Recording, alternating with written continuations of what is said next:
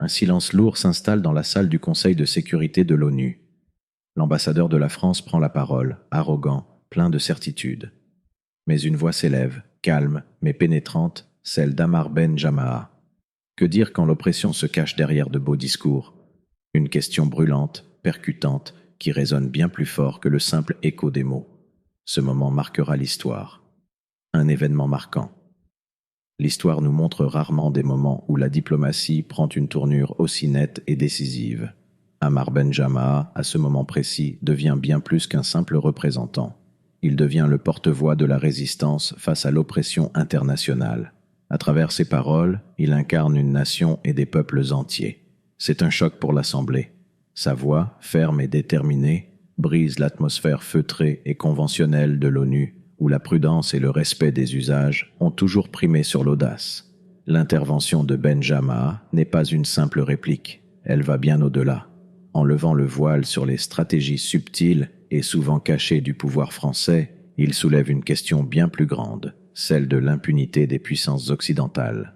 Le discours qu'il prononce n'est pas seulement un réquisitoire contre une nation.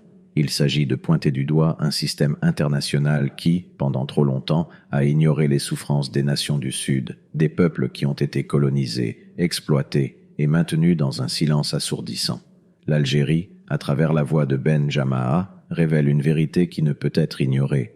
La France, dans ses relations internationales, n'a pas seulement joué un rôle de médiateur, mais aussi d'acteur au service d'intérêts souvent cachés. Ces intérêts ont souvent été défendus au prix de la dignité des nations africaines. Le diplomate algérien, par ses mots, éclaire un aspect sombre des relations internationales, la manipulation des faits, les alliances stratégiques qui profitent aux puissants et l'effacement des souffrances des peuples. Il ouvre les yeux de l'Assemblée, leur montre un autre visage du monde, un monde où la réalité est bien différente de celle qui est servie par les discours diplomatiques. Sa parole n'est pas une simple dénonciation.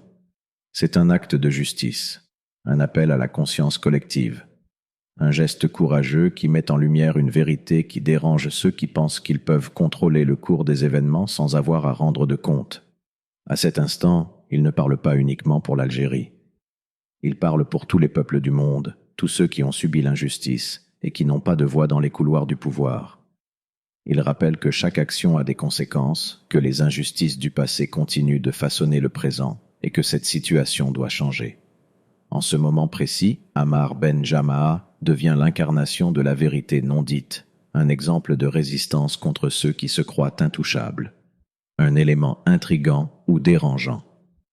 Ce qui frappe dans l'intervention d'Ammar Ben Jamaa, c'est sa profondeur bien au-delà de la simple réponse à une accusation. Ce n'est pas un simple échange diplomatique où les mots sont choisis avec soin pour ne froisser personne. Non, Ammar Ben Jamaa parle avec une vérité brute, mais surtout avec la force de celui qui porte en lui l'histoire.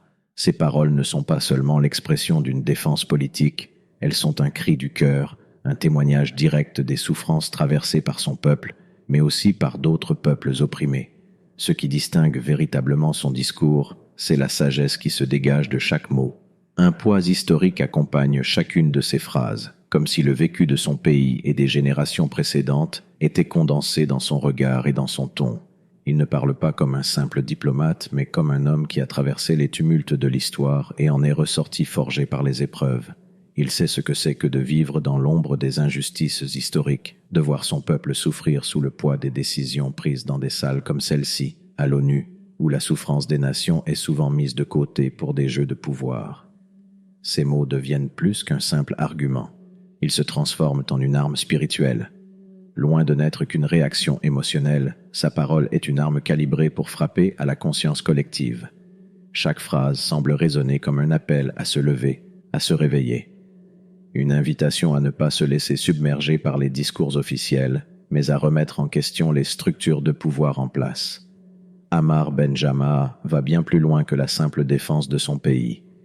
Il défend une vision plus profonde de la justice, de l'équité et surtout de la vérité. Il se place dans la lignée des grands défenseurs de la dignité humaine, des hommes et femmes qui, à travers l'histoire, ont ébranlé les fondements de l'injustice. Il rappelle, avec une clarté déconcertante, que ce n'est pas seulement l'Algérie qui est concernée, mais tous les peuples qui ont été ignorés, écrasés, et exploité par ceux qui se croient au sommet du monde. Son discours devient un phare, une lueur d'espoir pour tous ceux qui se battent contre l'injustice, une invitation à voir au-delà des apparences, à comprendre que la justice universelle n'est pas négociable et qu'il est temps de remettre en question un système international qui se cache derrière des intérêts économiques et politiques. C'est cette dimension spirituelle et universelle qui rend son intervention aussi percutante. Elle dépasse la simple diplomatie et devient un message de résistance, un souffle d'espoir pour tous ceux qui, dans le silence de leur souffrance, attendent qu'une voix s'élève pour les défendre. Un rebondissement inattendu. Le climat dans la salle du Conseil de sécurité devient pesant, presque palpable. Chaque regard est suspendu sur l'ambassadeur français, prêt à entendre sa réplique. Mais c'est là que se produit ce moment de tension pure, un silence lourd, où même les plus aguerris se retiennent de respirer. L'ONU elle-même semble suspendue dans une attente angoissée. C'est dans cette atmosphère électrique que Ammar Ben Jamaa, avec une assurance glacée, brise le silence. Plutôt que de répondre directement aux accusations qui lui ont été lancées, il prend une route complètement inattendue. Il ne se contente pas de répliquer, il élargit la discussion à une réflexion d'une portée universelle.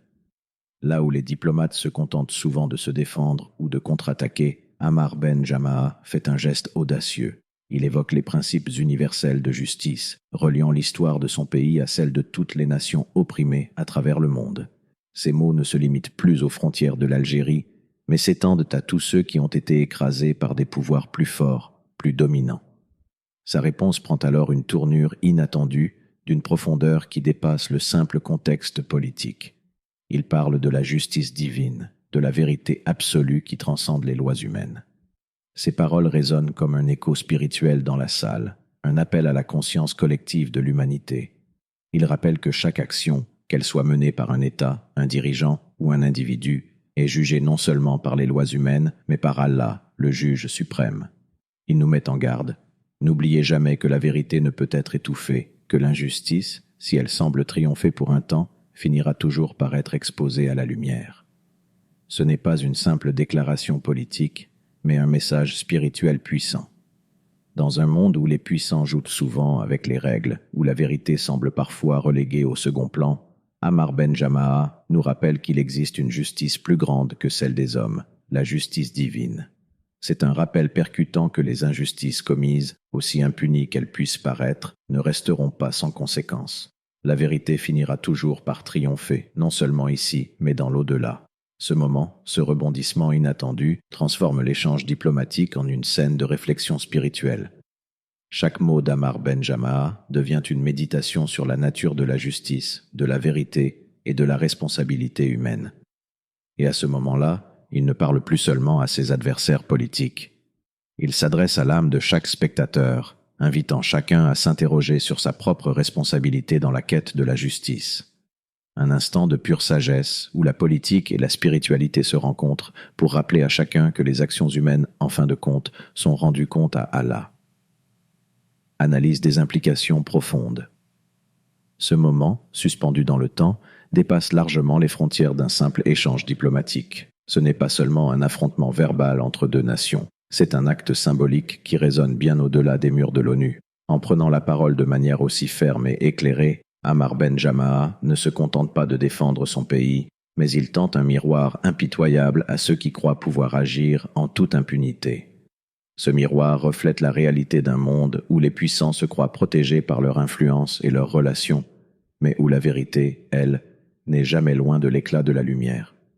Il rappelle, avec une clarté déconcertante, que ceux qui commettent l'injustice, quelle qu'en soit la forme, devront un jour en rendre compte, non seulement devant les hommes, mais devant Allah, le juge ultime. L'intervention de Ben Jamaa pousse à une introspection profonde. Elle révèle une vérité qui est souvent négligée dans les arènes de la politique mondiale. L'équilibre du monde ne réside pas dans les compromis stratégiques, ni dans les alliances dictées par l'intérêt personnel. L'équilibre véritable se trouve dans la clarté de la justice divine, dans l'équité des principes qui régissent l'humanité et dans la responsabilité que chacun porte face à Allah. Il met en lumière un aspect fondamental du pouvoir humain, souvent oublié dans les jeux diplomatiques. Nous, en tant qu'individus et nations, devons rendre des comptes pour nos actions. La fausse sécurité de ceux qui pensent que leur pouvoir les rend intouchables s'effondre à l'aune de cette vérité spirituelle. Ammar ben Jama'a, en soulignant la nécessité de lutter contre l'injustice, délivre un message qui dépasse la politique. Il parle de conscience collective et d'éthique universelle. Ces mots résonnent profondément avec ceux qui comprennent que le silence devant l'injustice n'est pas simplement une passivité, mais un péché. Le silence devant l'injustice est un péché, rappelle-t-il, et cette déclaration transcende les frontières religieuses ou géopolitiques. Elle fait écho à une vérité partagée par toutes les grandes traditions spirituelles. L'indifférence face à la souffrance d'autrui n'est pas acceptable. Chaque acte d'oppression doit trouver une réponse, que ce soit par l'action, la parole ou la résistance spirituelle. Ce n'est pas une simple dénonciation politique, c'est un appel à la responsabilité morale et spirituelle de chacun, quel que soit son statut. Ammar ben Jama'a nous pousse à réfléchir. Jusqu'où sommes-nous prêts à aller pour défendre la vérité ? Quand choisissons-nous de rester silencieux, nous laissons-nous complices d'un système d'oppression qui ne fait que prospérer sur notre passivité ?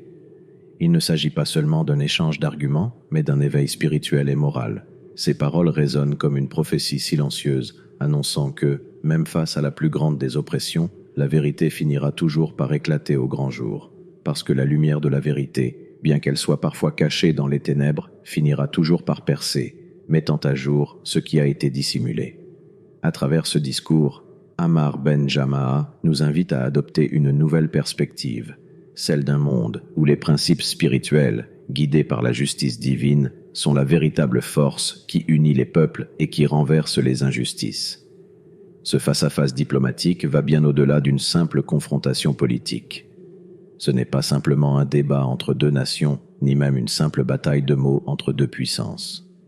C'est un véritable duel symbolique, une lutte entre l'arrogance du pouvoir, qui pense pouvoir imposer ses volontés sans conséquence, et la sagesse indomptable de la vérité, qui se dresse contre toute forme d'oppression. Ammar ben Jama'a, par sa posture et ses paroles, incarne cette sagesse.